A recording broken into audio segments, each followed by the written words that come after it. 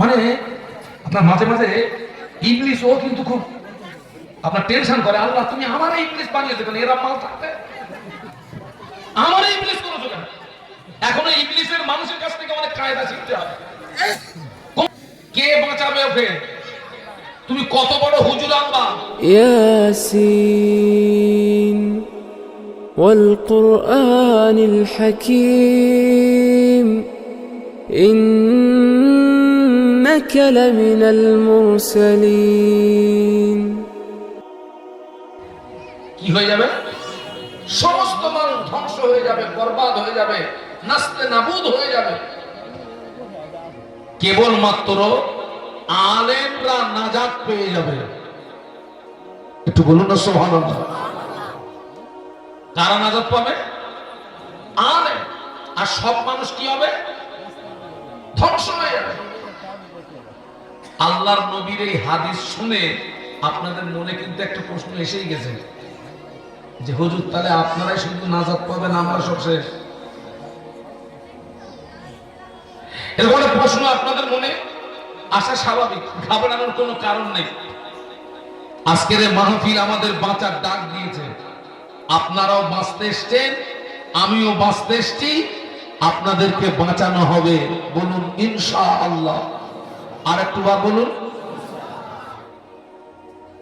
দেখেন আরবের একজন টপ র্যাঙ্কের কবি যার নাম হযরত হাসান বিন সাবিত রাদিয়াল্লাহু আনহু, যিনি একজন কবি হিসাবে সারা বিশ্বে খ্যাতি অর্জন করেছিলেন, যিনি জীবনের শুরুতে ইসলামের বিরুদ্ধে, নবীর বিরুদ্ধে প্রচুর কবিতা লিখেছিলেন। কার বিরুদ্ধে? ইসলামের বিরুদ্ধে, নবীর বিরুদ্ধে প্রচুর কবিতা লিখেছিলেন। পরবর্তীতে তিনি যখন ইসলাম গ্রহণ করলেন, ইসলাম গ্রহণ করার পরে অটোমেটিক তলোয়ারটা ঘুরে গেল। এবারে নবীর পক্ষে, ইসলামের পক্ষে আর কাফেরদের বিরুদ্ধে কবিতা লিখতে শুরু করলেন। একটু বলুন সুবহানাল্লাহ। তো উনি যখন কাফেরদের বিরুদ্ধে যখন কবিতা লিখছিলেন, ওনার কবিতা তলোয়ারের আঘাতে, আসলি তলোয়ার নয়, কবিতার তলোয়ারের আঘাতে কাফেরদেরকে মেরে তুলোধনা করছিলেন, কম তুলে, গোত্র তুলে তলোয়ার চালাচ্ছিলেন। আচ্ছা আপনারা বলুন তো, আসলি তলোয়ার আপনার ডেঞ্জার বেশি না কবিতার তলোয়ার ডেঞ্জার বেশি? কবিতার তলোয়ার। আসলি তলোয়ার দিয়ে 10 জন 20 জনকে আপনি মারতে পারবেন, তারপরে নিজেই দুর্বল হয়ে যাবেন। আর কবিতার তলোয়ার এত সিরিয়াস, কবিতার তলোয়ারে একটা জাতকে মেরে দেওয়া যেতে পারে, একটা কওমকে মেরে দেওয়া যেতে পারে। তো হাসান বিন সাবিত রাদিয়াল্লাহু আনহু ইসলাম গ্রহণ করার পরে উনি কাফেরদের বিরুদ্ধে, উনি যখন কবিতার তলোয়ার চালাচ্ছিলেন, কওম তুলে, গোত্র তুলে কাফেরদেরকে মেরে তুলোধনা করছিলেন, আল্লাহ রাসূল হাসানকে ডেকে বললেন, হাসান তুমি যেভাবে তলোয়ার চালাচ্ছ, তোমার তলোয়ারটা তো আমারও গায়ে লাগবে। হাসান তুমি যেভাবে কওম তুলে কথা বলছো, গোত্র তুলে কথা বলছো, তোমার তলোয়ার তো আমারও গায়ে লাগবে। হাসান বিন সাবিত বলেছিলেন, ইয়া রাসূলুল্লাহ আপনি ঘাবড়াবেন না, এই দেখুন আমি আপনাকে বাঁচাচ্ছি, এই দেখুন আমি আপনাকে বাঁচাচ্ছি। হাসান বিন সাবিত রাদিয়াল্লাহু আনহু বলেছিলেন, ইয়া রাসূলুল্লাহ, হাবিবাল্লাহ, আটার খামিনের ভিতরে একটা চুল যদি পড়ে যায়, ওই চুলটাকে যদি টেনে বার করে নেওয়া হয়, ওই চুলের গায়ে যেমন আটা লাগতে পারে না, ওই চুলের গায়ে যেমন আটা লাগা অসম্ভব। ইয়া রাসূলুল্লাহ, হাবিবাল্লাহ, আমি কওম তুলে তলোয়ার চালাচ্ছি ঠিকই, আমি গোত্র তুলে তলোয়ার চালাচ্ছি ঠিকই, আমি আপনাকে ওই রকমই চুলের মতো টেনে বার করে নেব, আমার তলোয়ারের আঁচ আপনার গায়ে লাগবে না। মহব্বতে বলুন। আল্লাহ নবী বলেছেন সব মানুষ ধ্বংস হয়ে যাবে, কারণ আপনাদেরকে বাঁচাতে হবে। আলেমের বাংলা মানে হচ্ছে জ্ঞানী। আলেমের বাংলা মানে কি বলেছি? আলেম ইসলাম ফাইলের সিগার, বাংলা মানে জ্ঞানী, জাননেওয়ালা। আচ্ছা আপনারা বলুন তো, 5 ওয়াক্ত নামাজ পড়তে হবে, রমজান শরীফে রোজা রাখতে হবে, টাকা থাকলে হজ করতে হবে, টাকা থাকলে যাকাত দিতে হবে, সুদ খাওয়া যাবে না, মদ পান করা যাবে না, গাঁজায় দম দেওয়া যাবে না, ওই যে লটারির টিকিট কাটা যাবে না, সমিতি বন্ধন গ্রুপ লোন এই জাতীয় অপরাধ থেকে জীবনকে বাঁচাতে হবে, এই জ্ঞানগুলো আপনাদের প্রত্যেকের আছে না নেই? আছে না? এই জ্ঞান যদি আপনাদের থেকে থাকে, আপনারাও কি? আপনারাও আলেম। আর রাসূল বলেছেন সব মানুষ ধ্বংস হবে, আলেম নাজাত পেয়ে যাবে। রাসূলের হাদিস অনুযায়ী আপনারাও আলেম, আপনারাও নাজাত পেয়ে গেলেন। একটু জোরে বলুন, আরো মহব্বতে বলুন। আমার দৃষ্টিতে আপনারা আলেম না, আমার দৃষ্টিতে আপনারা অনেকে মুফতিও আছেন। কারণ এখন যদি ফতোয়া ফরাজের দরকার হয়, কোন মুফতি সাহেবের কাছে যাবেন না, সাদা কাগজে বয়ান লিখে এলাকার সবচেয়ে যেখানে বড় চার দোকান আছে ওইখানে জমা দিয়ে আসবেন। হ্যাঁ, চার দোকানে মুফতি থাকে না? থাকে না? কত বড় ফতোয়া দেবেন, ফাটাফাট মেরে দেবেন। তাহলে আপনারাও আলেম, নাজাত পেয়ে গেলেন। কিন্তু রাসূলুল্লাহ আরেক ধাপ এগিয়ে গিয়ে বলছেন আলেম নাজাত পাবে না। এই আমার দিকে তাকান। একটু আগে বললেন সব মানুষ ধ্বংস হবে, আলেম নাজাত পাবে। এবারে রাসূল এক ধাপ এগিয়ে গিয়ে বলছেন আলেম নাজাত পাবে না। আল্লাহ নবী বললেন আল্লাহ আলিমুনা কুল্লুকুম গালিকুনা ইল্লা আল্লাহ আমিলুন। আল্লাহ নবী বললেন সমস্ত আলেম ধ্বংস হয়ে যাবে, আলেম বরবাদ হয়ে যাবে, আলেম নাস্তেনাবুদ হয়ে যাবে, কেবলমাত্র আমলকারীরাই নাজাত পেয়ে যাবে। বলুন সুবহানাল্লাহ। আমি জেনে ভূত, কিন্তু আমল নেই। কোন নারী আর কোন পুরুষ জানে না যে 5 ওয়াক্ত নামাজ পড়তে হবে? বলুন বলুন। সব নারী আর সব পুরুষ জানে, আমলটা সকলের ভিতরে আছে, এলেম আছে, কি নেই? আমল নেই। ওই আলেমটা কি হবে? ধ্বংস হয়ে যাবে, ওকে কেউ বাঁচাতে পারবে না। সবাই জানে সুদ খাওয়া হারাম, এরপরেও সমাজের নারী পুরুষের ভিতরে সুদের ফোয়ারা ছুটছে না, ছুটছে না। ও জানে, জ্ঞান আছে, আমল নেই। ওই নারী আর ওই পুরুষটা ধ্বংস হয়ে যাবে, ওকে কেউ বাঁচাতে পারবে না। আমরা জানি লটারির টিকিট কাটা যাবে না, ওটা হারাম, হারাম এবং হারাম। এরপরেও লটারির টিকিটের ফোয়ারা সমাজে ছুটছে না, ছুটছে না। আমি আপনাদের এলাকার হাল হকিকত জানি না, তবে এখন নতুন নতুন শুনছি, এখন নাকি আপনার আগে যেরকম লটারির টিকিট কাটতে হতো টাকা দিয়ে কিনে, এখন আর ও হচ্ছে না, এখন সরাসরি মোবাইলে চালাচ্ছে, মোবাইলে মোবাইলে। তাহলে আমি জ্ঞান আছে, আমল নেই, ওই আলেমটা কি হয়ে যাবে?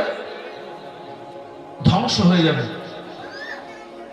আজকের অত্যন্ত দুঃখের সঙ্গে বলছি আপনাদেরকে, অত্যন্ত দুঃখের সঙ্গে বলছি, 5 ওয়াক্ত নামাজ, এই যে আপনারা এখানে বসে ওয়াজ শুনছেন, যদি সারা রাত এখানে বসে ওয়াজ শুনেন, এটা হচ্ছে নফল ইবাদত। এটা কি বলুন তো? নফল।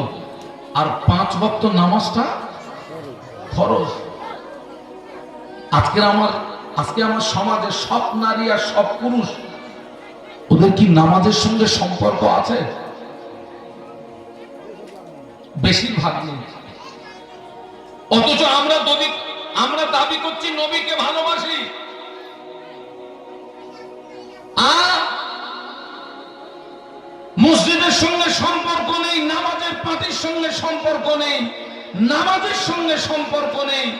আইলাত মুহাম্মদ সাল্লাল্লাহু আলাইহি ওয়াসাল্লামের ব্যানার নিয়ে তুই লাফাচ্ছিস, ওই ব্যানার তোকে বাঁচাতে পারবে না, গ্যারান্টি দিয়ে গেলাম।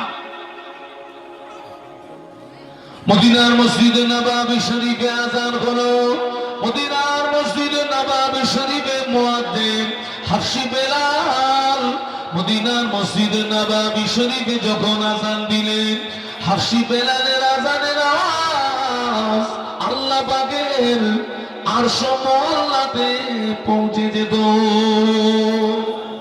একটু মহব্বতে বলুন না। মদিনার মসজিদে নববী শরীফে মুয়াজ্জিন হাফসি বেলাল রাদিয়াল্লাহু আনহু, আমি দোয়া করি আল্লাহ যেন আপনাদেরকে মক্কা শরীফ মদিনা শরীফের মেহমান হিসেবে কবুল করেন, বলুন আমিন। মদিনার মসজিদে আযান হয়ে গেছে। রেওয়ায়াতটা বুখারী শরীফের রেওয়ায়াত। সাহাবীরা সব মসজিদে চলে এসেছে, টোটাল সাহাবী। কেবলমাত্র একজন ব্যক্তি আসেননি, তিনি হচ্ছেন বিশ্বনবী মুহাম্মদুর রাসূলুল্লাহ সাল্লাল্লাহু আলাইহি ওয়াসাল্লাম। কেন আসেননি? তিনি খুব অসুস্থ। আপনাদেরকে জিজ্ঞাসা করছে আল্লাহ রাসূল কেন আসেননি? অসুস্থ, এত অসুস্থ উঠে দাঁড়ানোর মতো ক্ষমতা নেই। সাহাবীরা এসছেন কিন্তু নামাজ শুরু করতে পারছেন না, কারণ নবীর অবর্তমানে ওই ইমামতির জায়গায় দাঁড়াবে কে? সাহাবীরা 10 মিনিট 20 মিনিট 8 ঘন্টা ইন্তজার করলেন আল্লাহ নবীর জন্য। আল্লাহ নবী আসেননি, সাহাবীরা এসছেন কিন্তু নামাজ শুরু করতে। হাফসি বেলাল রাদিয়াল্লাহু আনহু আল্লাহ নবীর হুজরা শরীফের ভিতরে চলে গেলেন। আল্লাহ নবীর হুজরা শরীফের ভিতরে চলে গিয়ে আল্লাহ নবীকে সালাম দিলেন, আসসালামু আলাইকা ইয়া রাসূলুল্লাহ হাবিবাল্লাহ। আল্লাহ নবী সালামের জবাব দিলেন। বেলাল রাদিয়াল্লাহু আনহু বললেন, ইয়া রাসূলুল্লাহ হাবিবাল্লাহ, মানুষেরা নামাজের জন্য ইন্তজার করছে, মানুষেরা নামাজের জন্য অপেক্ষা করছে। আল্লাহ নবী বললেন, বেলাল চলে যাও, মুর আবু বকরিন ফালিউসাল্লি বিন নাস, আমার আবু বকরকে গিয়ে বলো, আমার আবু বকর যেন মানুষের নামাজটাকে পড়িয়ে দেয়। বাবা আমি যেতে পারবো না বাবা। কেন? বাবা বেলাল আমি খুব অসুস্থ, আমি যেতে পারবো না। কাকে গিয়ে বলো? বলুন বলুন। আবু বকর সিদ্দিক রাদিয়াল্লাহু আনহুকে গিয়ে বলো, নামাজটা পড়িয়ে দিতে বলো। যেই রাসূলুল্লাহ এই কথা বলেছেন, এই কথাটা শুনতে পেয়েছেন আম্মা আয়েশা সিদ্দিকা রাদিয়াল্লাহু আনহা, যিনি হচ্ছেন বিশ্বনবীর স্ত্রী, ছোট স্ত্রী, আমাদের ছোট আম্মা, আর আবু বকর সিদ্দিক রাদিয়াল্লাহু আনহু কন্যা। আমাদের আম্মা জান ওই কথাটা শোনার পরে বলেছিলেন, ইয়া রাসূলুল্লাহ হাবিবাল্লাহ, আমার আব্বা জানকে ইমামতির জায়গায় দাঁড় করাবেন না। আমার আব্বা জানের মনটা বড় নরম, আমার আব্বা জানের অন্তরটা বড় নরম। আমার আব্বা জানকে ইমামতির জায়গায় দাঁড় করিয়ে দিলে আমার আব্বা আপনাকে না পেয়ে কেঁদে ফেলবে, আমার আব্বা আপনাকে না পেয়ে রোনাজারি করবে। হুজুর এই দায়িত্বটা আপনার অন্য কোন সাহসী সাহাবীকে দিন। আল্লাহ নবী আবার বললেন, বেলাল চলে যাও, মুর আবু বকরিন ফালিউসাল্লি বিন নাস, আমার আবু বকরকে গিয়ে বলো, আমার আবু বকর যেন মানুষের নামাজটা পড়িয়ে দেয়। আল্লাহ নবীর অনুমতিতে আবু বকর সিদ্দিক রাদিয়াল্লাহু আনহুর ইমামতিতে যখনই মসজিদে নববীতে নামাজ শুরু হলো, আল্লাহ নবী ঘরের ভিতরে থাকতে পারেন না। আল্লাহ নবী অস্থির হয়ে পড়েছেন, আল্লাহ নবী ব্যাকুল হয়ে পড়েছেন। আল্লাহ নবী দুইজন সাহাবীকে ডাকলেন, হযরত আলী কাররামাল্লাহু ওয়াজহাহুকে ডাকলেন, হযরত আব্বাস রাদিয়াল্লাহু আনহুকে ডাকলেন। ও বাবা আলী, বাবা আব্বাস, আমার হুজরাতে আসো। দুইজন সাহাবী আল্লাহ নবীর হুজরা শরীফের ভিতরে যেই না এসেছেন, আল্লাহ নবী সাহাবীদের কাঁধের উপরে ভর করে মসজিদে আসছিলেন। আল্লাহ নবী দুইজন সাহাবীর কাঁধের উপরে ভর করে মসজিদে আসছিলেন। আল্লাহ নবী এত দুর্বল, সাহাবীদের কাঁধের উপরে ভর করার পরেও আল্লাহ নবীর কদম মোবারক দুটি জমিনে ঘেঁষে নিয়ে যাচ্ছিল। আল্লাহ নবীর কদম মোবারক দুটি জমিনে নিয়ে যাচ্ছিল। ওই অবস্থায় রাসূলুল্লাহ মসজিদে আসলেন। সাহাবীরা নামাজের ভিতর থেকে আল্লাহ নবীকে দেখতে পেয়ে কোন সাহাবী সুবহানাল্লাহ পড়লেন, কোন সাহাবী আলহামদুলিল্লাহ পড়লেন, কোন সাহাবী আল্লাহু আকবার পড়লেন। আবু বকর সিদ্দিক রাদিয়াল্লাহু আনহু ইমামতির জায়গা থেকে বুঝতে পেরেছেন আল্লাহ নবী মসজিদে চলে এসেছেন। ও আমার ভাইরা, সাহাবীরা নবীকে আগিয়ে দিলেন, আবু বকর হুজুর ইমামতির জায়গা থেকে পিছিয়ে আসলেন। আল্লাহ নবী অসুস্থ শরীরে শুধু নামাজ পড়েন না, আল্লাহ নবী মদিনার মসজিদে নববী শরীফে আল্লাহ নবী বসে বসে বসে বসে সাহাবীদেরকে নিয়ে নামাজের ইমামতি করেছিলেন। আরো জোরে বলুন। তুই যে ব্যানারলে লাফাচ্ছিস, এই আমলটা করবি।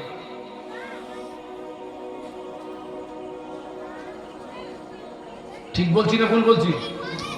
তুই যে ব্যানার নিয়ে লাফাচ্ছিস, তোর ভিতরে নামাজ নেই, তুই দাঁড়িয়ে পেশাব করিস, তুই ব্যানার নিয়ে লাফাচ্ছিস কেন? ভালোবাসা হয় অন্তরে। কোথায় হয়? নবীর ভালোবাসা কোথায় থাকবে? অন্তরে। আর সেই ভালোবাসার বহিঃপ্রকাশ ঘটবে আমলে। ভালোবাসা থাকবে অন্তরে, আর সেই ভালোবাসার বহিঃপ্রকাশ ঘটবে কিতে? আমলে। আল্লাহ নবী তো অসুস্থ ছিলেন, তিনি তো মসজিদে আসতে পারবেন না। একজন ইমামকে নিযুক্ত করলেন, সেই ইমামের ইমামতিতে নামাজ শুরু হলো। আল্লাহ নবী ঘরে থাকতে পেরেছেন? তিনি সাহাবীদের কাঁধের উপরে ভর করে আসলেন এবং তিনি বসে বসে সাহাবীদেরকে নিয়ে নামাজের ইমামতি করলেন। একটু জোরে বলুন, আর একটু মহব্বতে বলুন। আজকের তো অসুস্থ শরীরে রাসূলুল্লাহ এসেছেন, ওই অসুস্থতার পিরিয়ডে এমনও দিন চলে গেছে আল্লাহ নবী টোটালে আসেননি। ওই আবু বকর সিদ্দিক হুজুরের ইমামতিতে নামাজ হচ্ছে। আবু বকর হুজুরের ইমামতিতে যখনই নামাজ হচ্ছে, মদিনার মসজিদ আর নবীর হুজরা শরীফ পাশাপাশি, আল্লাহ রসুল বললেন, আয়েশা আমার মাথাটাকে একটু উঁচু করে ধরো না। আল্লাহ নবী এত অসুস্থ, মাথা উঁচু করবেন ক্ষমতা নেই। আয়েশা আমার মাথাটাকে একটু উঁচু করে ধরো না। তো আম্মা আয়েশা সিদ্দিকা রাদিয়াল্লাহু আনহা আল্লাহ নবীর মাথা মোবারকটাকে উঁচু করে ধরেছেন, আর ওদিকে ঘরের পর্দাটা সরিয়ে দেওয়া হলো। যখনই ঘরের পর্দাটা সরিয়ে দেওয়া হলো, তখন মদিনার মসজিদ আর আল্লাহ নবীর হুজরা শরীফ কি হয়ে গেছে? ওপেন। আল্লাহ নবী সাহাবীদের ওই নামাজের দিকে চেয়ে নবীর নূরের চোখ দিয়ে দরদর করে পানি গড়িয়ে যাচ্ছে, কাঁদছেন। আমাদের আম্মা জান আয়েশা সিদ্দিকা রাদিয়াল্লাহু তাআলা আনহা আল্লাহ নবীর কান্নাটা দেখে বলেছিলেন, ইয়া রাসূলুল্লাহ হাবিবাল্লাহ মা ইবকিকা, কোন দুঃখে আপনি কাঁদছেন, কোন কষ্টে আপনি কাঁদছেন? আল্লাহ নবী বললেন, আয়েশা আজকের কান্নাটা আমার দুঃখের কান্না নয়, আজকের কান্নাটা আমার বেদনার কান্না নয়।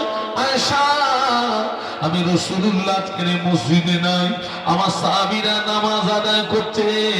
এই নামাজকে প্রতিষ্ঠিত করতে গিয়ে মক্কার কাফেররা আমার মাথায় উটের পচা বুড়ি চাপিয়ে ওরা আমাকে মারার চেষ্টা করেছিল। আয়েশা এই নামাজকে প্রতিষ্ঠিত করতে গিয়ে মক্কার কাফেররা আমার গলায় দড়ি ফাঁসি পরিয়ে টানাটানি করেছিল। এই নামাজকে প্রতিষ্ঠিত করতে গিয়ে তায়েফের মাটিতে আমাকে রক্ত দিতে হলো। আয়েশা আমার দান্দান শহীদ হলো। ও আমার আয়েশা, আমি রাসূলুল্লাহ আজকের মসজিদে নাই। আমার সাহাবীরা যেভাবে নামাজ আদায় করতে, ভবিষ্যতের একটা ছবি আমার সামনে ফুটে উঠলো, ভবিষ্যতের একটা চিত্র আমার সামনে ফুটে উঠলো। আমি রাসূলুল্লাহ একদিন পৃথিবীর জমিনে থাকবো না, আমার উম্মতেরা এইভাবে নামাজ আদায় করবে। ওই আনন্দে আমার চোখের পানি গড়িয়ে যায়। আয়েশা আজকের কান্নাটা আমার দুঃখের কান্না নয়, আজকের কান্নাটা আমার বেদনার কান্না নয়। আজকের কান্নাটা হলো আমার আনন্দেরই কান্না। মহব্বত বলতে পারলেন না? আরো জোরে বলুন। আজকে আমরা কি করছি বলুন তো? আমরা কি করছি?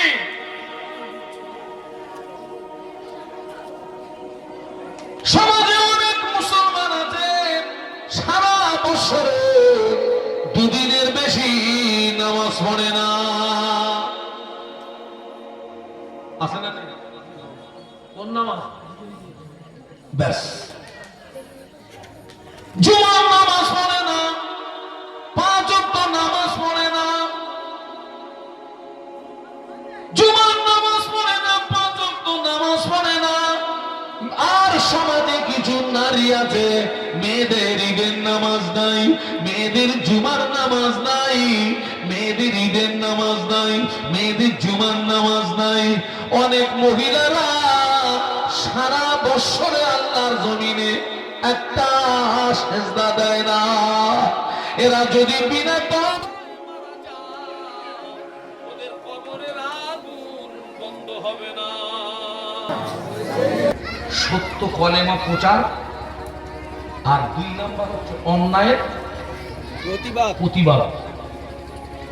আল্লাহ রাসূল বলেছেন আল উলামা ওয়ারাসাতুল আম্বিয়া, আলেম সম্প্রদায় হচ্ছে নবীদের ওয়ারিস। একটু বলুন সুবহানাল্লাহ।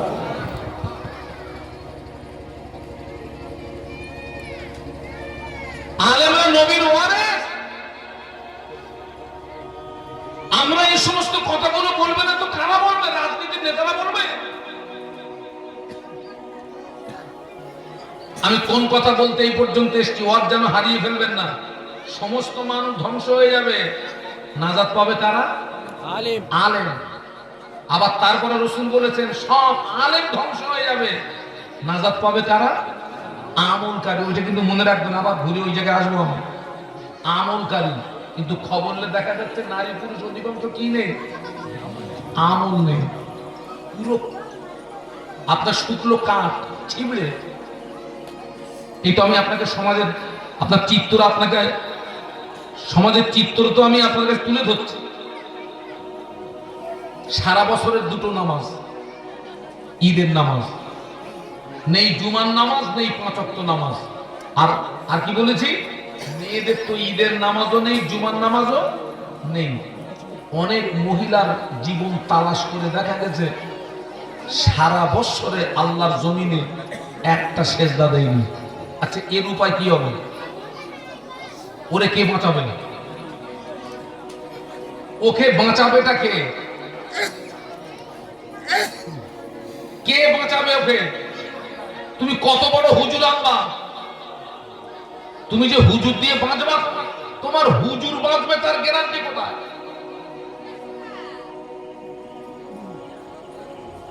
হুজুর বেঁচে যাবে গ্যারান্টি আছে?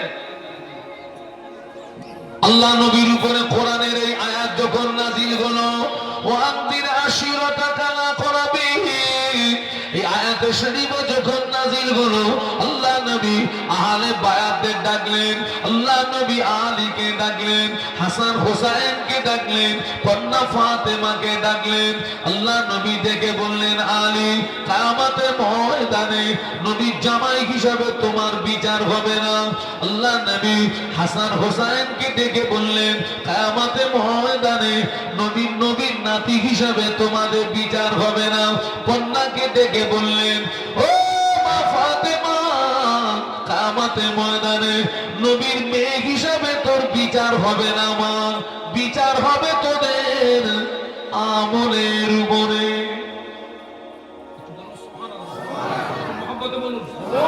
হ্যাঁ, কিসে আমল? আপনার কিসে বিচার হবে? ওনাদের বিচার যদি আমলে হয়, আমাদের বিচার কিসে হবে? কিন্তু আমাদের তো আমল খুলে দেখা যাচ্ছে বছরে কবার বাঁচবে বলে মনে হয়।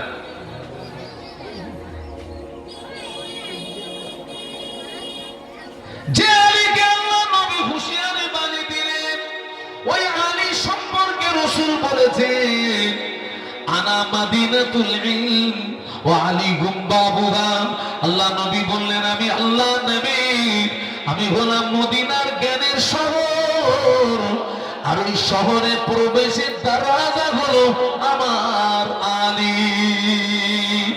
আল্লাহ নবী আলী হুজুর সম্পর্কে মিশকাতের রিওয়ায়াতে এসেছে, আল্লাহ নবী বলেছেন তামাম পৃথিবীর জমিনে সব মানুষ যদি জান্নাতে চলে যায়, তিনটে মানুষ যদি জান্নাতে না যায়, জান্নাতের আশা কামনা বাসনা পূর্ণ হবে না। তার ভিতরে একজন হলো আমার আলী। আমার আলী যদি জান্নাতে না যায়, জান্নাতের আশা কামনা বাসনা পূর্ণ হবে না। মহব্বতে বলুন না, আওয়াজ দিয়ে বলেন না। তামাম পৃথিবীর সব মানুষ যদি জান্নাতে চলে যায়, আলী কাররামাল্লাহু ওয়াজহাহু যদি জান্নাতে প্রবেশ না করেন, জান্নাতের আশা কামনা বাসনা পূর্ণ হবে না। সেই মানুষটাকে রাসূল বলছেন কিয়ামতের ময়দানে নবীর জামাই হিসাবে বিচার হবে না, আমলে বিচার হবে। হাসান হোসেন সম্পর্কে বলেছে, ও আমার স্বামীরা, তামাম পৃথিবীর জমিনে যত যুবক যারা আমল করে আমল করে আমল করে ঈমান নিয়ে মরবে, আল্লাহ পাক ওদের জান্নাত দেবে। আমার হাসান হোসেন হবে জান্নাতে যুবকদেরই সরদার। একটু মহব্বতে বলুন না।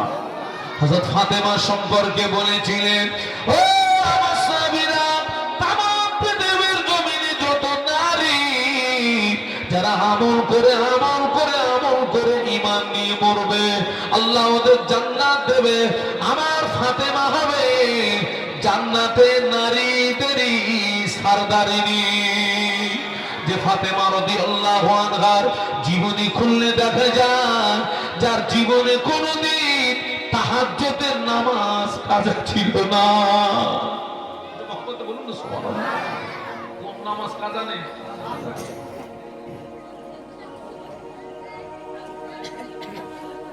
যে মানুষটার জীবনে তাহাজ্জুদের নামাজ কাজা নেই, ওই মানুষটার জীবনে কোনো ফরজ নামাজ কাজা আছে বিশ্বাস হবে?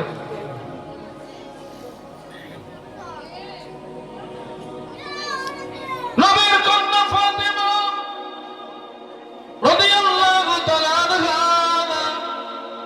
একদিন স্বামী আলীকে ডাকলেন, প্রাণের স্বামী, আমি ফাতেমা আপনার কাছে জীবনের দুটি বিদায় দাবি রাখবো, আখিরি দাবি, আর জীবনে কোনোদিন কোনো দাবি রাখবো না। আলী কাররামাল্লাহু ওয়াজহাহু টেনশনে পড়ে গেলেন। নবীর কন্যা ফাতেমা, আলী হুজুর গরিব মানুষ, টেনশনে পড়ে গেলেন। ফাতেমা কি দাবি করে মানতে যদি না পারি সম্মানের ব্যাপার। কি দাবি ফাতেমা বলো না? এক নাম্বার দাবি, আমি ফাতেমা যেদিন মারা যাব, আমার ইন্তেকালের পরে বেশি লোকজনকে যেন খবর দেবেন না, তড়িঘড়ি আমাকে দাফন করে দেবেন। দুই নাম্বার দাবি হলো, আমি ফাতেমা যদি রাতে মারা যাই, সকাল যেন না হয়, রাতারাতি আমাকে দাফন করে দেবেন। কেননা নবীর কন্যা ফাতেমা লম্বা না পেটে, মোটা না পাতলা, সাদা না কালো, পৃথিবীর কোন পরপুরুষ নবীর কন্যা ফাতেমার চেহারা দেখতে পায় নাই। মহব্বতে বলতে পারলেন না? আমি যে এই যে আপনাদের এখানে এসেছি, একদম প্রপার লক্ষ্মীকান্তপুর বাজার একটা মেলা হচ্ছে, শুনলাম ওই মেলাটা হয় 15 দিন, কিন্তু এই যে পরীক্ষার জন্য 5 দিন কমিয়ে 10 দিন। তো আল্লাহু আকবার, গত রাত্রের আগের রাত্রে আমার জলসা ছিল আপনাদের এই এলাকায় পাঁচানি, ঢোলা পাঁচানি বলে না, পাঁচানিতে মাহফিল ছিল। তো আমি আসছিলাম, দেখছি মুসলমানের মেয়েরা বরকা পরে ঘুরতেছে।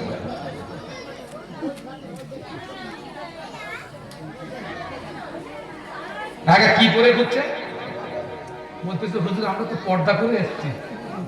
ওরে শয়তান!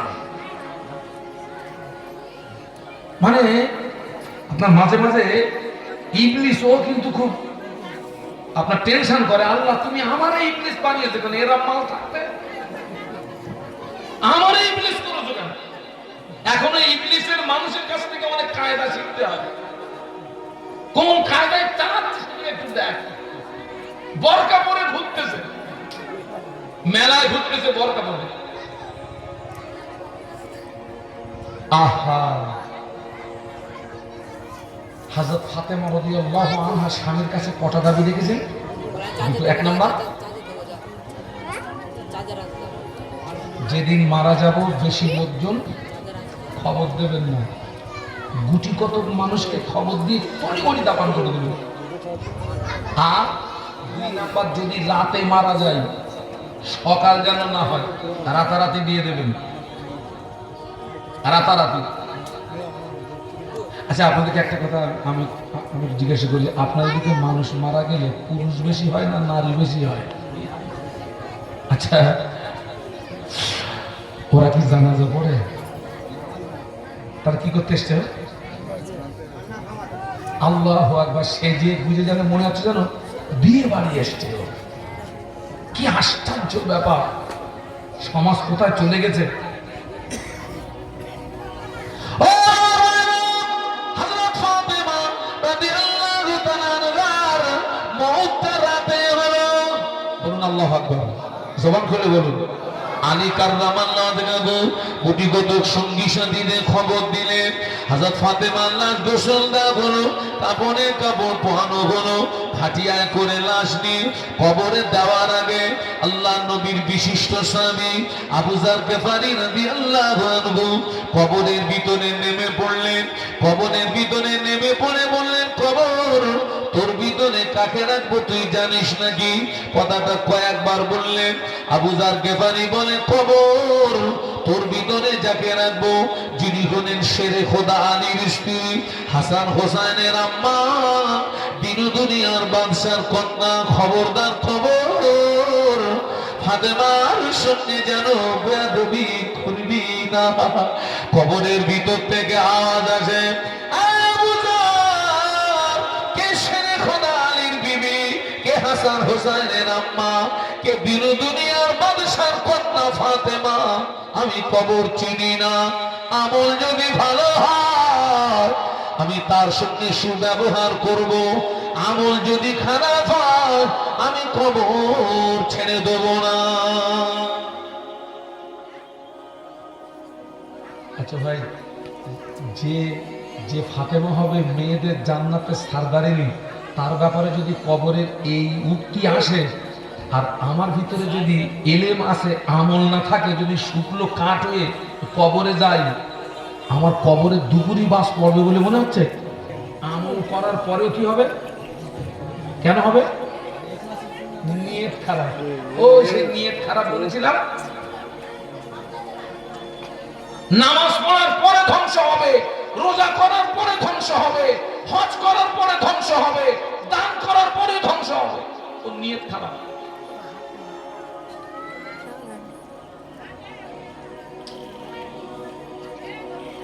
আমাদের জীবনের প্রত্যেকটা আমলের মূল টার্গেট হবে একটা, বলুন তো সেটা কি?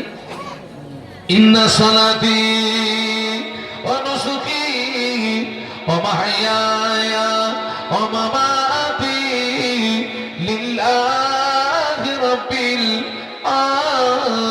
আলামিন। বলুন আল্লাহু আকবার। আপনাদের কষ্ট হচ্ছে না তো? আল্লাহকে ডাকলে আল্লাহ পাক খুশি হন না রেগে যান? আল্লাহ কোরআনে বলেছেন, উদউনি আস্তাজিব লাকুম, বান্দা তুই আমাকে ডাক, আমি আল্লাহ তোর ডাকে সাড়া দিয়ে থাকি। বলুন সুবহানাল্লাহ। ইন্না সালাতি ওয়া নুসুকি ওয়া মাহইয়ায়া ওয়া মামাতি লিল্লাহি রাব্বিল আলামিন। আপনার নামাজ, আপনার কুরবানি, আপনার বেঁচে থাকা, মরে যাওয়া, সব কিছুর মূল লক্ষ্য হবে আল্লাহকে রাজি করা, আল্লাহকে খুশি করা, আল্লাহকে সন্তুষ্টি করা। ওটা হলো খাঁটি আমল। ওই খাঁটি আমলকারীরাই নাজাত পেয়ে যাবে, বাদ বাকি সব ধ্বংস হয়ে যাবে। এক কথায় চিটে কি হবে? হ্যাঁ, চিটে উড়ে যাবে, ওই ধানগুলো থেকে যাবে। ধানগুলো থেকে যাবে। আমি সেই জন্য আপনাদেরকে সৎ পরামর্শ দিচ্ছি, আমল কম হোক, কি হোক, কি হোক, সলিড সলিড আমল কম হোক, কিন্তু সেটা যেন সলিড হয়, আপনি নাজাত পেয়ে যাবেন। কম খাও, মালটা হালাল খাও, হালাল খেলে শরীর ভালো থাকবে, ইবাদত আমলগুলো কবুল হবে। হারাম মাল যদি এই পর্যন্ত গেঁদে দাও, বদহজম হবে, পেট খারাপ করবে, ডায়রিয়া হবে, মরণ হবে, জীবন বরবাদ হবে। কম খাও, কি খাও, ভালো খাও না, যেই বলবেন ভালো খাও বলবে হুজুর খাসি খাবো, ভালো না, হালাল খাও। কম খাও, হালাল খাও, আমল কম হোক, খাঁটি হোক। একটু বলুন আল্লাহুম্মা আমিন, বলুন আল্লাহুম্মা আমিন। আমল কম হোক, খাঁটি হোক। আহা, একটু দরুদ শরীফ, আল্লাহুম্মা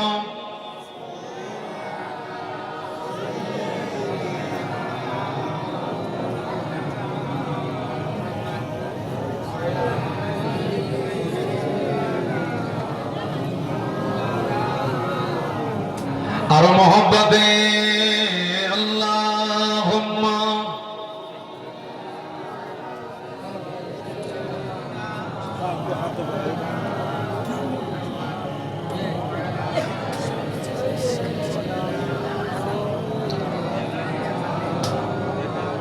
একটা খাঁটি আমল দেখাচ্ছি আপনাদেরকে। আমরা যে হানফি মযহাবের মানুষ, সেই হানফি মযহাবের ব্যারিস্টারকে আবু হানিফা, বাহ বাহ বাহ বাহ বাহ, ইমামে আজম আবু হানিফা, আল্লাহ পাক ইমামে আজম আবু হানিফা রহমাতুল্লাহ আলাইহি 70 বছর হায়াত দিয়েছিলেন। ইমামে আজম আবু হানিফা রহমাতুল্লাহ আলাইহি 70 বছরের ভিতরে 55 বার হজ করেছিলেন। ইমামে আজম আবু হানিফা রাহমাতুল্লাহ আলাইহি প্রতিদিন 5 ওয়াক্ত নামাজ ছাড়াও ঈশা নামাজের পরে 2 রাকাত করে নামাজের নিয়াত করতেন। আর ওই 2 রাকাত নামাজে একবার করে আল্লাহ পাকের কোরআন শরীফ খতম করে দিতেন। ইমামে আজম আবু হানিফা রাহমাতুল্লাহ আলাইহি 40 বছর ঈশার উজুতে ফজরের নামাজ আদায় করেছিলেন। মোহাম্মদে বলা যাবে না। আপনি কি এই সমস্ত আমলগুলো কি চারদিগারি কথা মনে করলেন নাকি? হ্যাঁ, 70 বছর বয়সে 55 বার কি হজ করেছেন। আমি আল্লামা হুজুরের কিতাব থেকে হজ করছি। আর প্রতিদিন 5 ওয়াক্ত নামাজ ছাড়া ঈশার নামাজের পরে 2 রাকাত নামাজের নিয়ত করেছেন। আর ওই 2 রাকাত নামাজে একবার করে আল্লাহর কোরআন খতম করে দিয়েছেন। আর 40 বছর ঈশার উজুতে, হ্যাঁ, যে লোকটা 40 বছর ঈশার উজুতে ফজরের নামাজ পড়লো, ওই লোকটা 40 বছর রাতে ঘুমিয়েছে। ও বাবা, ঘুমালে উজু থাকে?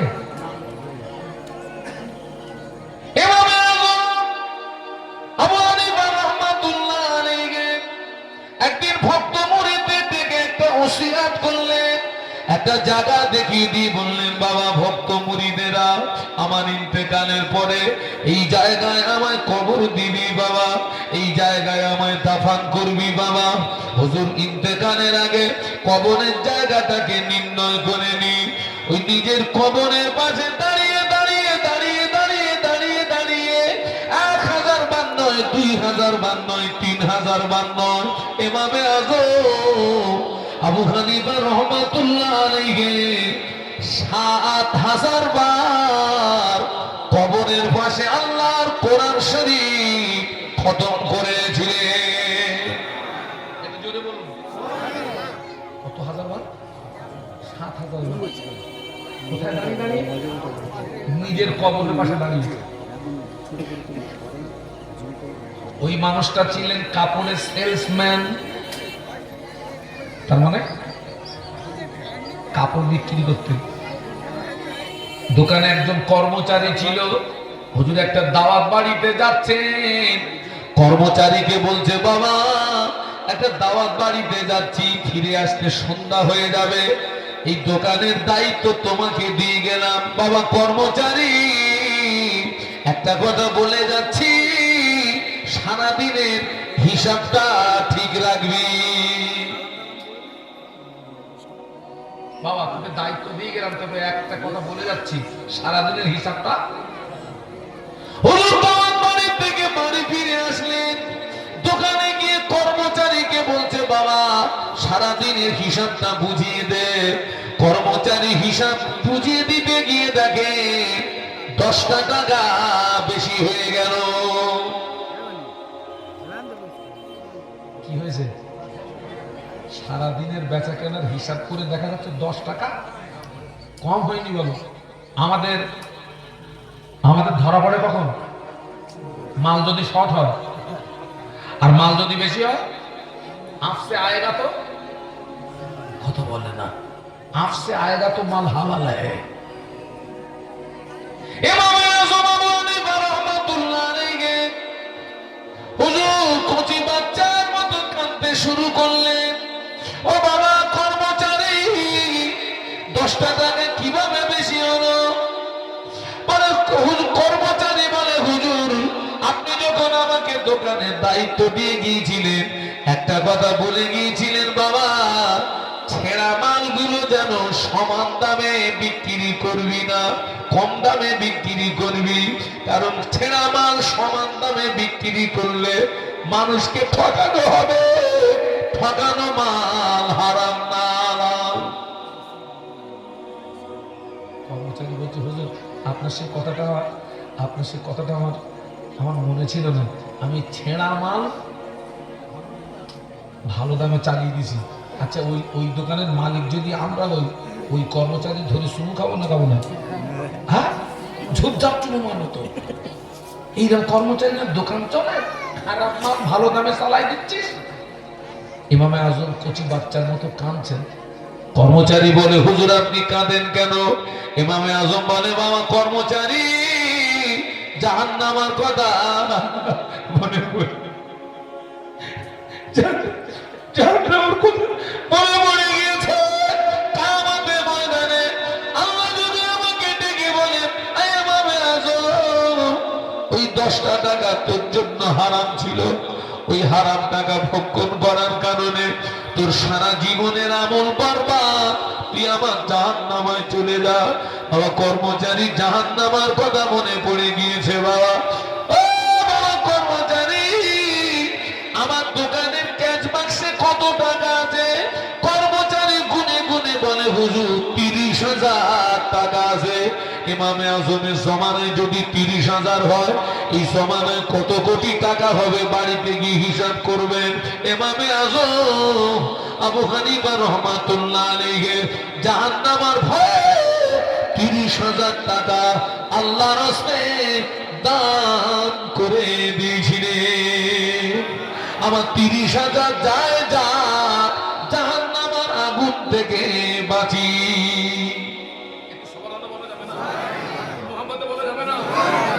কি আমল ওটা?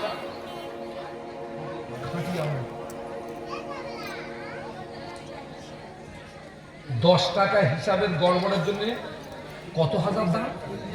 30,000।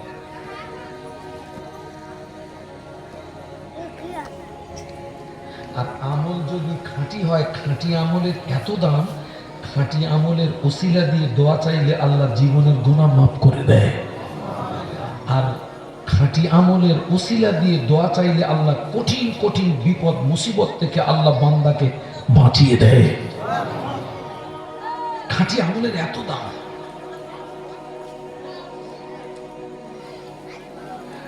একটা বাসি কথা আপনাদেরকে একটু স্মরণ করে। বাসি কথা, শবে বরাতের রাতে আপনাদের এলাকায় মসজিদে ভিড় হয়? হ্যাঁ, আল্লাহু আকবার। এমনি যাদের আপনার সারা বছর খুব একটা দেখা যায় না, শবে বরাতের রাতে ফাঁস কাতারে এসে দাঁড়িয়ে বলতে, হুজুর নিয়ত বললেন আজ লাগবো। লাগবি মানে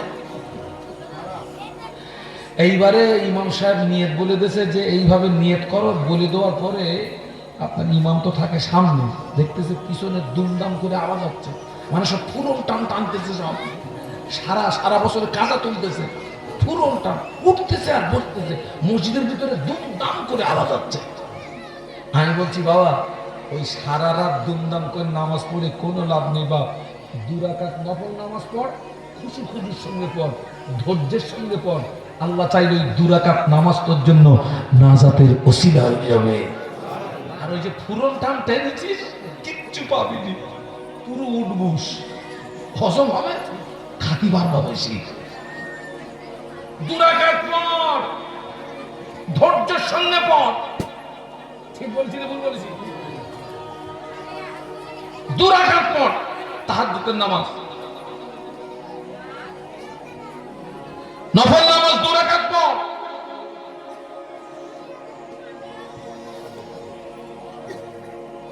বনি ইসরাইল গোত্রে 3 জন ব্যক্তি আল্লাহর জমিনে সফরে বেরিয়েছেন, আল্লাহর জমিনে ভ্রমণে বেরিয়েছেন।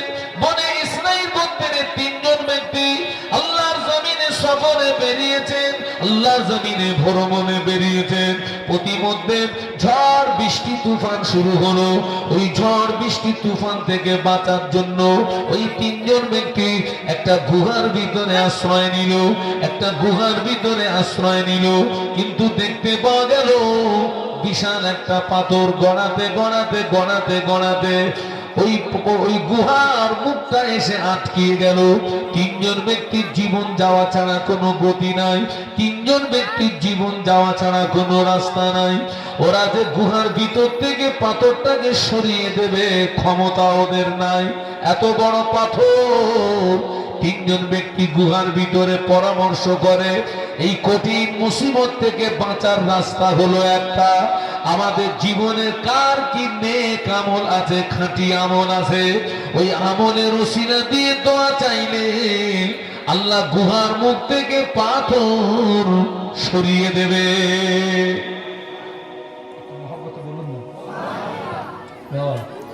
নিজের আমলের দিকে চোখ বন্ধ করে নিজের আমলকে খেয়াল করলে কোনটা খাঁটি আমল আর কোনটা ভেজাল, ওটা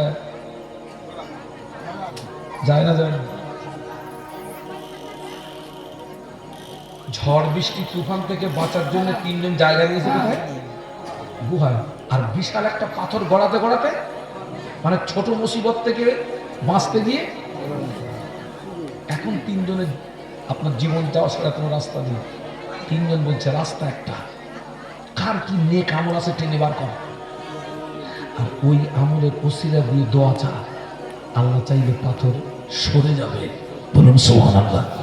3 জনের ভিতর থেকে একজন বলছে, ভাই রে, আমার একটা নেক আমলের কথা মনে পড়ে গেছে ভাই, আমার একটা খাঁটি আমলের কথা মনে পড়ে গেছে ভাই। আরে মনে পড়ে দোয়া কর।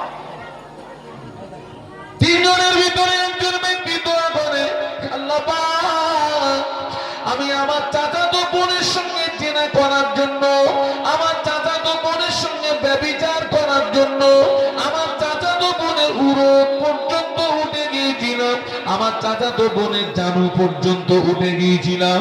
ওই রকম সময় আমার চাচাতো বোন আমার দিকে চেয়ে বলেছিল, আল্লাহকে ভয় করো, আল্লাহকে ভয় করো, আল্লাহকে ভয় করো। আল্লাহ পাক আমার বোনের কথাটা আমার হৃদয়ে এমনই ভাবে রেখাপাত করেছিল, আমি অন্যায় থেকে পিছিয়ে এসেছিলাম, জেনা থেকে পিছিয়ে এসেছিলাম।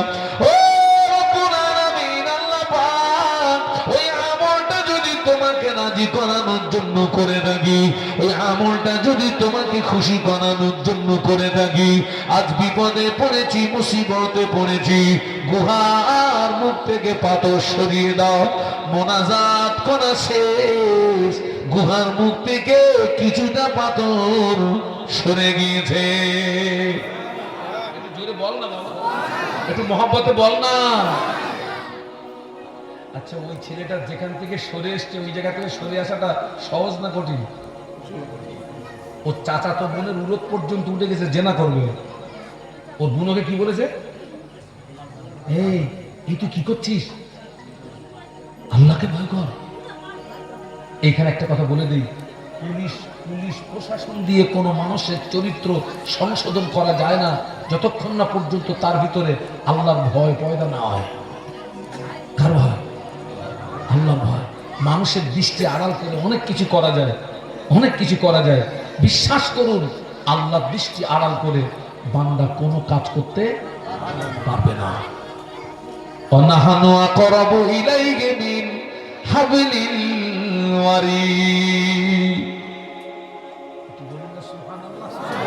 মহব্বত বলুন না। পাথরটা সরে গেছে ঠিকই, কিন্তু বার হওয়ার রাস্তা হয়নি। এখনো বাকি আছে কজন? দ্বিতীয় নাম্বার ব্যক্তি তার জীবনের একটা নেক আমলের উসিলা দিয়ে দোয়া চেয়েছে, পাথর আরো কিছুটা সরে গেছে, কিন্তু বার হওয়া বাকি আছে।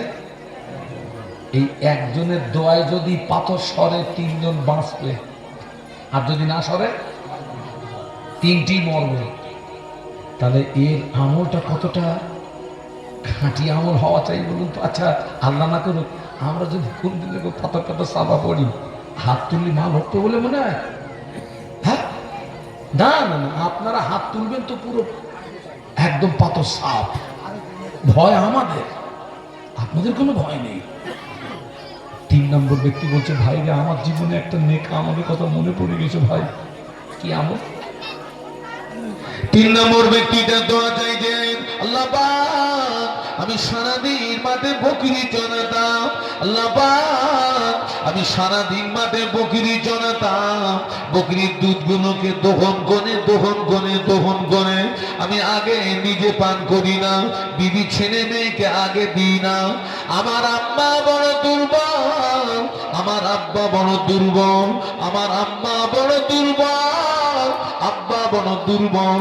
আমি আগে আমার আম্মাকে দুধ দিয়েছি, তারপরে আমার আব্বাকে দিয়েছি, তারপরে বিবি ছেলে মেয়েকে দিয়েছি, তারপরে আমি পান করেছি।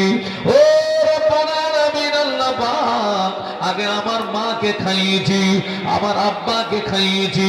ওই আমলটা যদি তোমার দরবারে কবুল হয়ে থাকে আল্লাহ, আল্লাহ পাক, গুহার মুখ থেকে পাথরটা সরিয়ে দাও। মোনাজাত করা শেষ, গুহার মুখ থেকে টোটাল পাথরটা সরে গিয়েছে। নবী পাকের একজন স্বামী আল্লাহ নবীকে জিজ্ঞাসা করেছিলেন, ইয়া রাসূলুল্লাহ, হাবিবাল্লাহ, হুজুর আমি খেদমত করব কার? নবী বললেন তোমার মায়ের। তারপরে কার? নবী বললেন তোমার মায়ের। তারপরে কার? নবী বললেন তোমার মায়ের। তারপরে কার? নবী বললেন তোমার পিতার। পিতা অপেক্ষা বিশ্ব নবী মায়ের ইজ্জত 3 গুণ বাড়িয়ে দিয়েছে।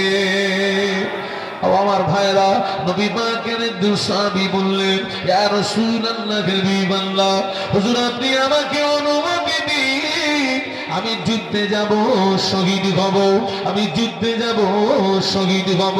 আল্লাহ নবী বললেন, ও বাবা সাহাবী, তোমার আম্মা কি জীবিত? তোমার আব্বা কি জীবিত? নাম, হ্যাঁ হ্যাঁ ইয়া রাসূলুল্লাহ, আমার আম্মা জীবিত, আমার আব্বা জীবিত। আল্লাহ নবী বললেন, সাহাবী বাড়ি চলে যাও, আব্বা মার সেবা যত্ন করো, আব্বা মার খেদমত করো, আব্বা মার দেখভাল করো। আমি আল্লাহ নবী বলছি, আল্লাহ পাক তোমার নামায় আমলে জিহাদের নেকি দিয়ে দেবে। যদি বলেন না, দুধ আগে দিয়েছে কাকে?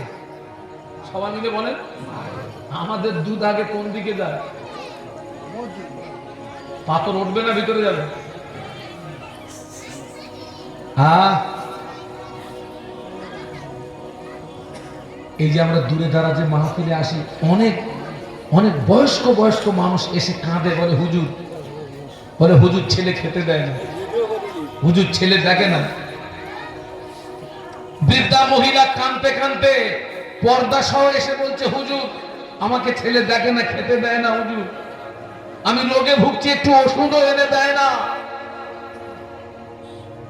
ছেলে ভালো ছিল ততদিন, বিয়ে হয়নি যতদিন, বিয়ে হওয়ার পরে যে কি পানি পড়া দিল, ছেলে আর বাপ মা চেনে না। বাস্তব না অবাস্তব? এ রোগ সমাজে আছে না নেই? প্রচুর প্রচুর পরিমাণে আছে। শুনে রাখো, তুমি জীবনে প্রচুর আমল করেছো, আব্বা মা তোমার উপরে খুশি না, তুমি এখনো আল্লাহ পাওনি। কি পাওনি? তুমি এখনো রব পাওনি। আল্লাহ রসুল বলেছেন হুমা জান্নাতুকা ওয়া নারুকা, সাহাবীরা তোমার আব্বা মা তোমার জন্য জান্নাত, তোমার আব্বা মা তোমার জন্য জাহান্নাম। তোমার ব্যবহারে তোমার আব্বা আম্মা যদি খুশি হয়ে যায়, স্বয়ং আল্লাহ খুশি হয়ে যায়। তোমার আচার আচরণে তোমার আব্বা মা যদি কষ্ট পায়, পিতামাতার কষ্টে আল্লাহ নারাজ হয়। পিতামাতার খুশিতে কে খুশি? আর পিতামাতার না খুশিতে আল্লাহ খুশি, আল্লাহ না খুশি। আজকের আমার সমাজে ও ছেলেরা বউর কথা শুনে, তুই আব্বা দেখতে পেলেনি, মা দেখতে পেলেনি, শুনে রেখে দে, বউ মরে গেলে হাজারো বউ পাবি, মা মরে গেলে মা পাবিনি। একটা শব্দ কি? মা। আমি আজকের ওয়ান ক্যামেরা বলছি আপনাদেরকে, আল্লাহ আমাকে যে সম্মান দিয়েছেন, ইজ্জত দিয়েছেন, এই সম্মান এই ইজ্জত পাওয়ার যোগ্য ব্যক্তি আমি না, এটা আমার মায়ের দোয়া, এটা আমার আব্বার দোয়া। মাও কবরে চলে গেছে, আব্বাও কবরে চলে গেছে, তবে আমার মা তখনও পর্যন্ত মৃত্যুর দুয়ারে। কথাগুলো ঠিকমতো স্পষ্টভাবে আসছে না, তো আমি বললাম মা আমার জন্য দোয়া করেন। মা বললেন আল্লাহ তোকে আলেম বানাবে। আব্বাজান মাহফিল করতেন, প্রায় মাহফিলে আমার জন্য দোয়া করতেন, আল্লাহ তুমি আমার ছেলেকে আলেম বানাও। মায়ের দোয়া, মায়ের দোয়া, পিতার দোয়া, মায়ের দোয়া, ওটা নেক আমল। কি আমল? নেক আমল। আমরা ইমাম সাহেবের হাতে টাকা দিয়ে মুসাফা করি, হুজুরদের হাতে টাকা দিয়ে মুসাফা করি, পীর সাহেবের হাতে টাকা দিয়ে মুসাফা করি। অবশ্যই করবেন, ইমামকে নজরানা দেবেন, আলেমকে নজরানা দেবেন, পীর সাহেবকে নজরানা দেবেন। তবে শুনে রেখে দেন, ওই আলেমের দোয়া কবুল হবে গ্যারান্টি নাই, পীর সাহেবের দোয়া কবুল হবে গ্যারান্টি নাই, মুফতি সাহেবের দোয়া কবুল হবে গ্যারান্টি নাই। ইমামের দোয়া, আলেমের দোয়া, পীর সাহেবের দোয়া আল্লাহর দরবারে পৌঁছাতে গেলে কিছু পর্দা পেরিয়ে পেরিয়ে যায়, কিছু পর্দা পেরিয়ে পেরিয়ে যাবে, ওর কোনো গ্যারান্টি নাই। কিন্তু আব্বা মা যখন দোয়া যায়, আব্বা আম্মার দোয়া, পিতা মাতার দোয়া, আল্লাহর মাঝখানে কোনো পর্দা থাকে না। মা বাপের দোয়া, আব্বা আম্মার দোয়া, পিতা মাতার দোয়া সরাসরি আল্লাহ পাকের দরবারে কবুল হয়ে যায়। মোহাম্মতের সাথে বলুন। আল্লাহ রাসূল বলেছেন বিগয়রি হিজাব, হিজাবুল মানে পর্দা। পিতা মাতা যখন সন্তানের জন্য দোয়া চায়, আল্লাহ আর পিতা মাতার মাঝখানে কোনো পর্দা, ডাইরেক্ট কবুল। একটু সুবহানাল্লাহ বলুন। ছেলেরা আমি তোদেরকে বলে যাচ্ছি, এখনো তোদের আব্বা বেঁচে আছে, মা বেঁচে আছে, ও যে কত বড় নেমা তুই এখন বুঝবি না, ঘানটা বুঝবি ফুরিয়ে গেলে। আব্বা মা যে কত বড় নেমা তোর জন্য, তুই এখন বুঝবি না। যাদের আব্বা আম্মা নাই, ও ছেলে, নামাজের পানি নিয়ে বুঝে দোয়া করবে, রব্বির হামহুমা কামা রাব্বায়ানি সগীরা, রব্বির হামহুমা কামা রাব্বায়ানি সগীরা। ওই ছেলেটা যদি নেক ছেলে হয়, সৎ সন্তান হয়, ওই ছেলেটা, ওই মেয়েটার চোখের পানি নাকের ডগায় আসার আগে আল্লাহ পাকের রহমতের দরিয়ায় জোশ মেরে যায়। মোহাম্মদ বলো না।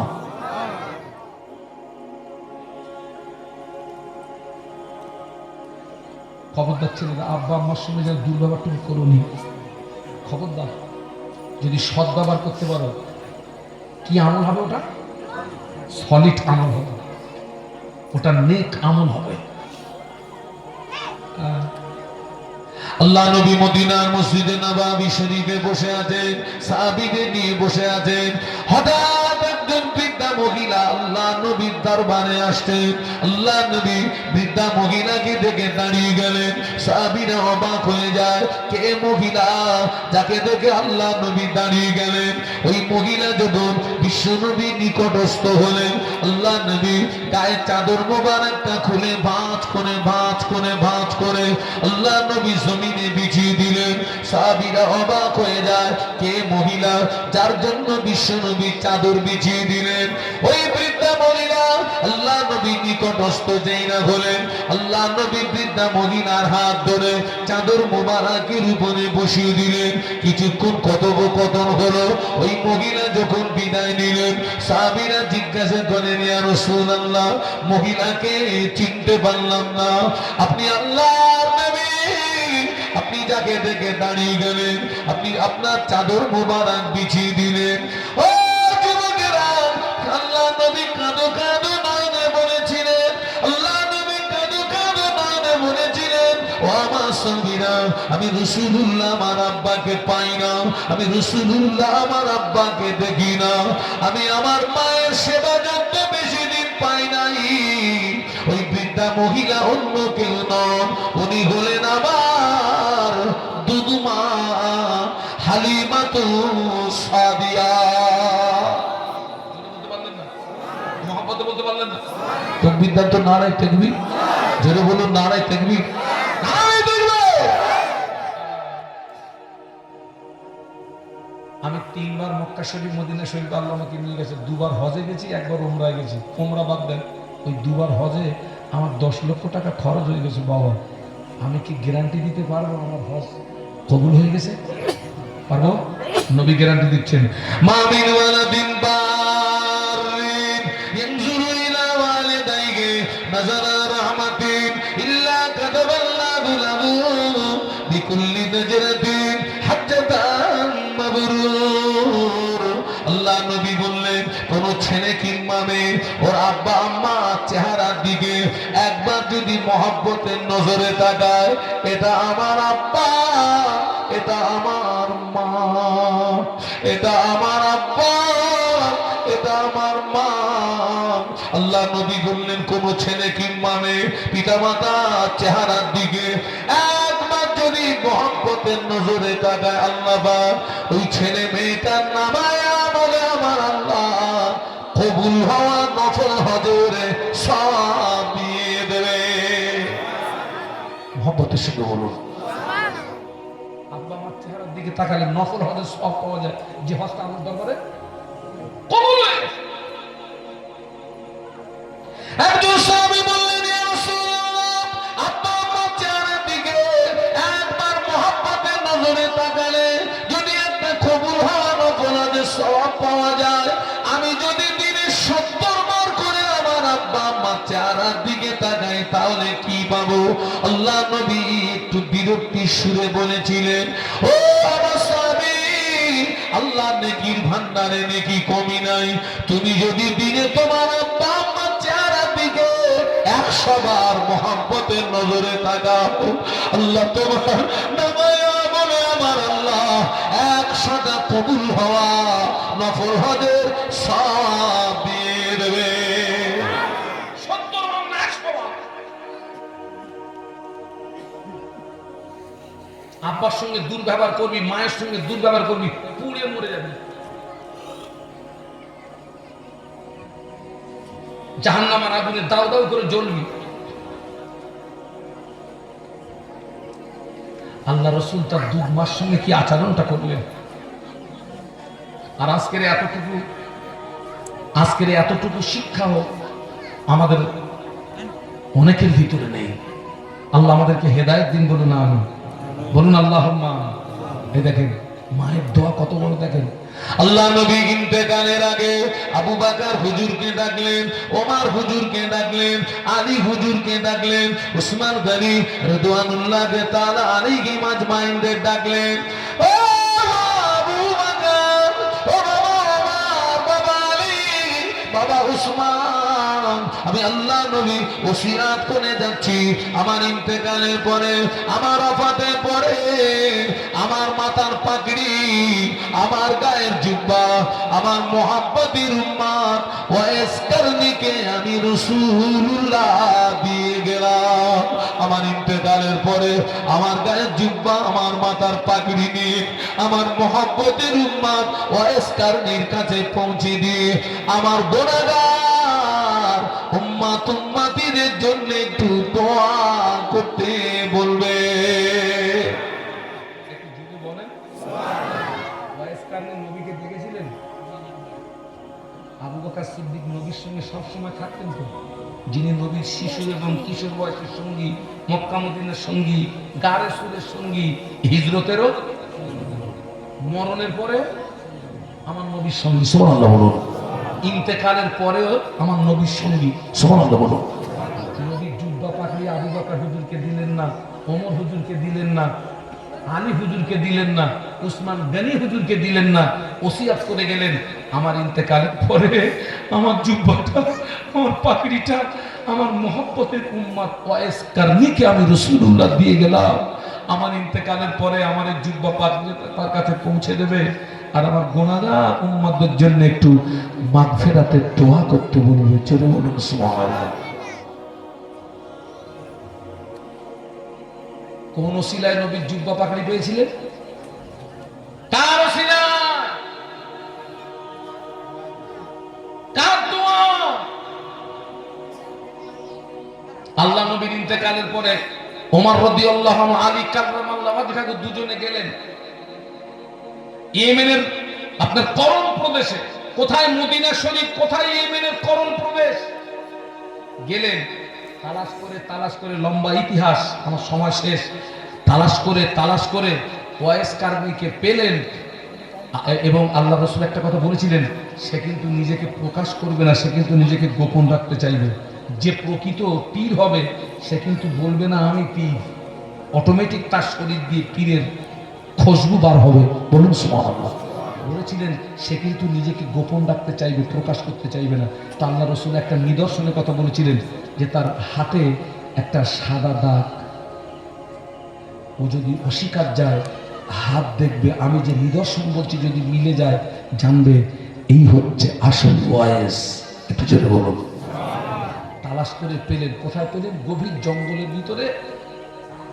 আপনার ছাগল, মেষ, দুম্বা সব আল্লাহর জমিনে সবুজ লতা পাতা খাচ্ছে, আর একজন ব্যক্তি গভীর জঙ্গলে আল্লাহ পাকের নামাজে মশগুল হয়ে আছে। বলুন সুবহানাল্লাহ। সালাম দিলেন ওমর হুজুর। সালাম দিয়ে জিজ্ঞাসা করলেন, ভাইজান, উনি যখন আপনার নামাজ শেষ করলেন, এনারা সালাম দিলেন, জিজ্ঞাসা, ভাইজান আপনার নামটা কি বলবেন? বললেন আমার নাম ওয়াইস। কি নাম? ওয়াইস। না, বললেন আমার নাম আব্দুল্লাহ। কি নাম? আব্দুল্লাহ মানে আল্লাহর দাস, আল্লাহর গোলাম, আল্লাহর বান্দা। ওমর হুজুর বললেন, ও ভাইজান, আমিও তো আব্দুল্লাহ, আমিও তো আল্লাহর গোলাম। ভাইজান আপনার আম্মা আপনাকে কি নামে ডাকতেন একটু বলবেন? বলেছিলেন, ও আল্লাহর বান্দা, আমার আম্মা জান আমাকে ওয়াইস বলে ডাকতে। নবী সাহাবীরা বলেছিলেন, ও ভাই ওয়াইস, আপনি বড় সৌভাগ্যবান,